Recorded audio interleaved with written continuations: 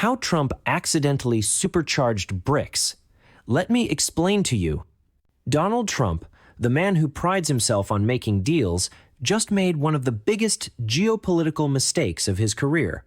Because in trying to break BRICS, he might have just made them invincible. Let me explain to you. This wasn't a small slap on the wrist. It was an economic shockwave. 50% tariffs on Indian goods, crushing duties on Chinese exports, penalties for Brazil, sanctions and trade bans for Russia. The message from Washington was crystal clear. Follow America's rules or pay the price.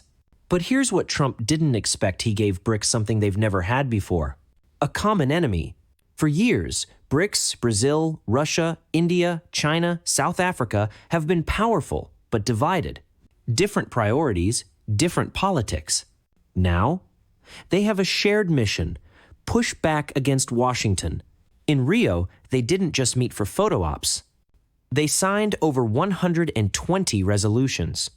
A full-scale BRICS Economic Partnership 2030 plan.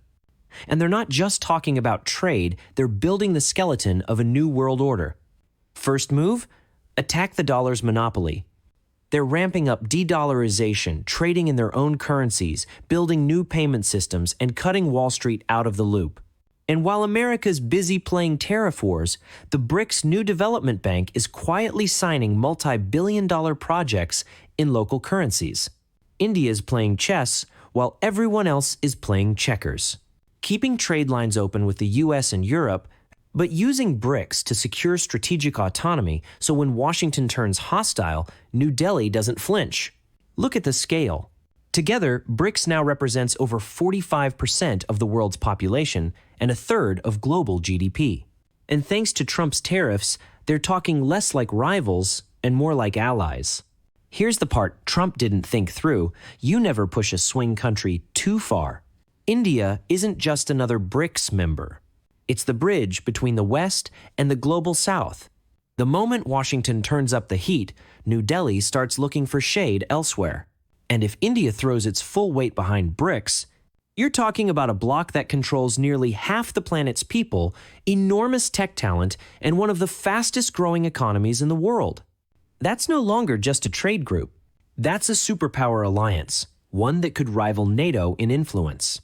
This isn't just an economic bloc anymore. It's becoming a geopolitical counterweight to the US-led West. And it's expanding with nations in Africa, the Middle East, and Asia lining up to join. The harder Trump pushed, the tighter BRICS became. Trump's tariffs were meant to isolate China and protect American jobs. But instead, they've given BRICS a common enemy and a reason to unite like never before.